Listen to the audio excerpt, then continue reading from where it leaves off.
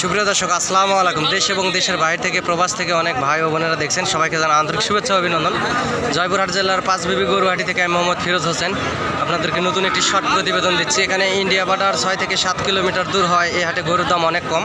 আমার চ্যানেলের পক্ষ থেকে লটে মাল সমগ্র বাংলাদেশে, টেকনাফ থেকে তেঁতুলিয়া সব জায়গাতে আসলে দেওয়া হয় এবং অনেক প্রবাস থেকে অনেক ভাই বোনদেরকে ভিডিও ফোনের মাধ্যমে গরু দেওয়া হয়। যারা মনের মতো সুন্দর সুন্দর হাই কোয়ালিটি সম্পূর্ণ গরু পাচ্ছেন না, আপনার স্ক্রিনে দেন নাম্বারে যোগাযোগ করতে পারেন।